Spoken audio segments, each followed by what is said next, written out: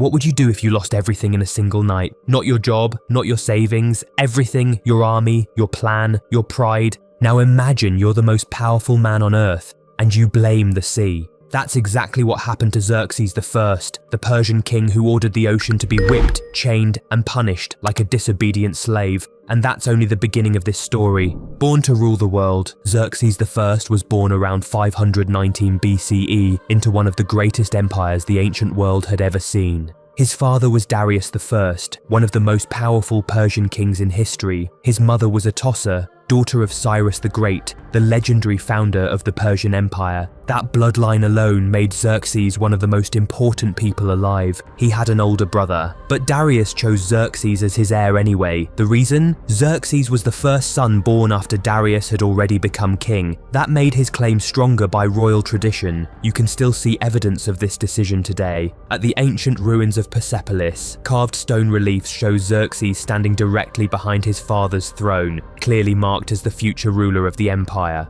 When Darius died in 486 BCE, Xerxes was around 35 years old and ready. For 12 years, he had already been governing the important region of Babylonia. He wasn't stepping in blind, he knew how the machine worked, but he was about to find out how fast things could fall apart, crushing his own empire into submission. The moment Xerxes became king, rebellions erupted. First, Egypt. A usurper had already seized power there. Unlike his father, who preferred diplomacy, Xerxes marched in and devastated the Nile Delta. The rebellion was crushed, fast and brutal. Then Babylon rose up. Two nationalist leaders tried to break free from Persian control one after the other. Xerxes responded with his son-in-law and an army. After the revolt was crushed, Xerxes didn't just punish the people. He tore down their fortresses, he looted their temples, and then he did something that shocked the entire ancient world. He destroyed the sacred statue of the Babylonian god Marduk. For centuries, Persian kings had performed a ritual called taking the hand of Marduk,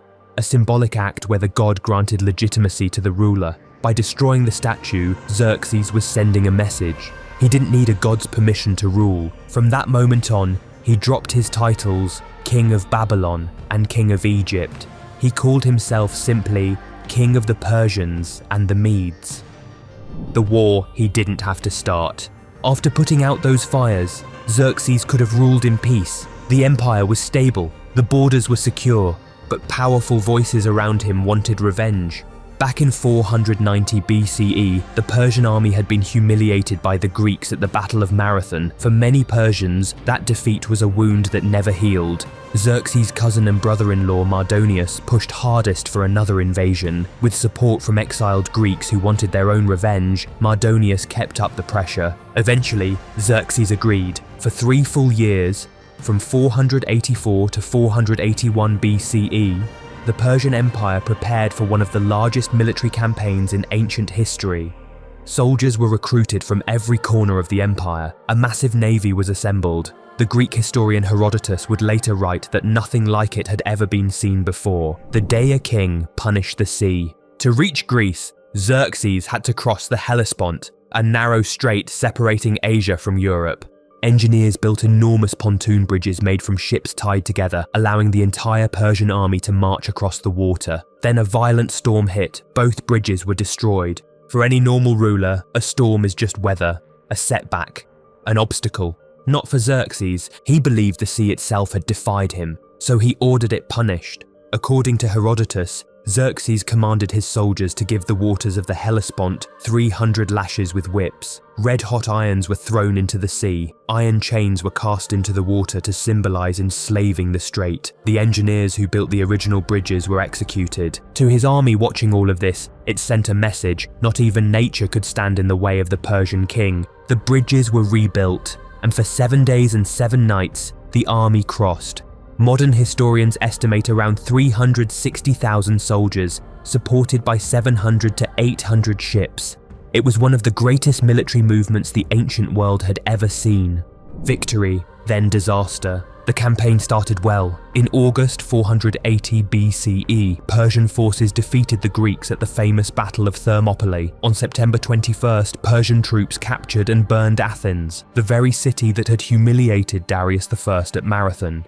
But then came Salamis. The Persian navy entered the narrow waters near the island of Salamis, expecting a quick and easy victory. Instead, Greek ships, smaller and far more maneuverable, trapped the massive Persian fleet in the tight straits. Persian vessels were rammed, sunk, and captured one after another. The defeat was catastrophic. Without control of the sea, the army had no supply lines. Xerxes had no choice but to retreat back to Asia. He left his general Mardonius behind with part of the army. The following year, in 479 BCE, Mardonius was killed at the Battle of Plataea. Without their commander, the remaining Persian forces collapsed and withdrew from Greece entirely. The great invasion was over. A king retreats into his palace. After the failed campaign, Xerxes returned to Persia and poured his energy into building projects at Persepolis. He completed massive audience halls his father had started. He built his own palace. He began work on the enormous hall of 100 columns, a gigantic throne room designed to display royal power. His son would have to finish it. But these projects were expensive. Heavy taxation slowly drained the empire's wealth, and the royal palace became a dangerous place. Stories of scandal, betrayal, and brutal punishment filled the final years of his reign. Intrigue spread through the court like poison. In 465 BCE, Xerxes and his eldest son were murdered inside the palace by conspirators, including his own powerful minister Artabanus. The king who once believed he could punish the sea didn't fall on a battlefield. He fell inside his own home. That moment tells you everything about what absolute power does to a person. When you believe long enough that the whole world must bend to your will, eventually you start believing even nature has to as well. If you were a soldier standing on that shore, watching your king punish the sea, would you see it as strength or as the first sign that something had gone very wrong? Leave your thoughts in the comments below.